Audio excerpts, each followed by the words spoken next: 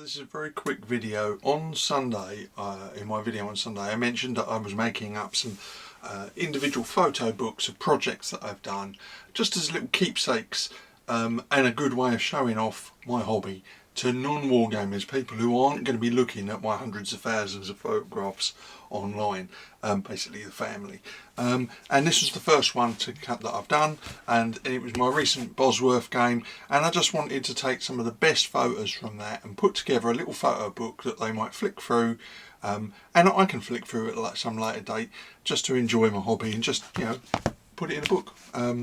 So it's a hardback, matte. For this particular book I paid slightly more because the book was larger than the standard, and then I paid the postage, so I think the whole thing cost about 12 quid or something like that, so not a lot really. I can do one of these a month and get the postage for free, so you know that's not bad, I think. So let's say a matte cover, so nice photograph on the front cover, and then I've used some artwork from elsewhere just to illustrate.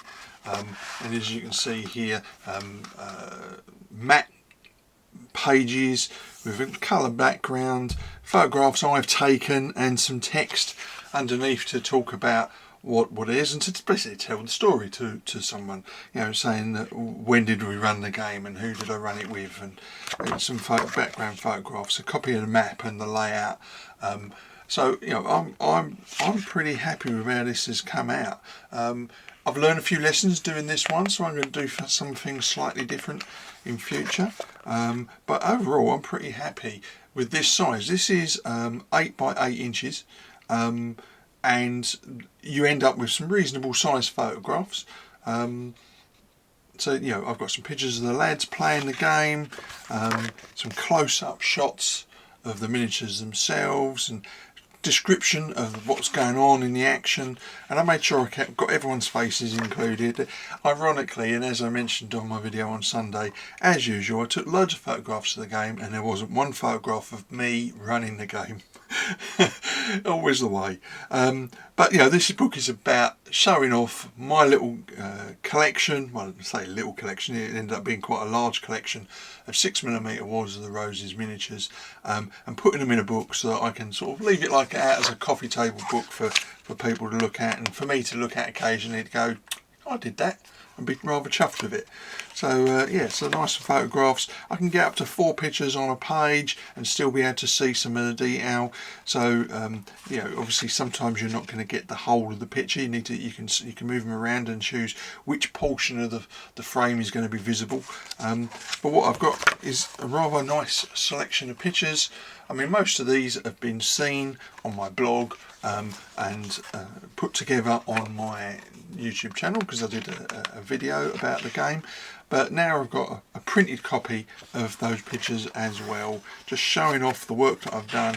I mean, as I say, this particular project, it was like 18 months in the making, and finally getting a game on the table.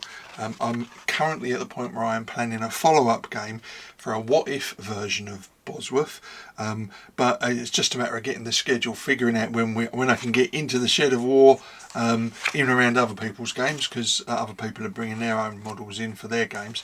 So when I get a date, I will have a follow-up game. So these models are going to get used. They're going to see more than just one battle. I've already done a couple of solo games at home. This has brought this into the shed for the lads to play, and it will be back in the shed again, and I'm sure it will do periodically because everyone seemed to enjoy it. And as you can see from here, it's a very colourful game, right up to the final story. And I've included bits of artwork that I've used elsewhere. At the end of the day, I'm not publishing this book. This is just for me. It's for personal use, so you know, I haven't got to worry about copyright when I'm using it for my own photo album. So I'm rather chuffed with how that turned out. I've got a nice photograph on the back as well. But yeah, I'm really happy with that. That's a nice size book to put on the shelf as a little keepsake of a project that I did and was really happy with. So I'm going to definitely be doing some more of these. In fact, I've already started work on the next one. It takes a while to compile everything and to put the captions on and so on, and to get, decide what order photographs are going in. Inevitably you throw all your photographs into the app to combine them, and you end up taking out this one and that one because there's some duplicates or they don't quite flow as a story.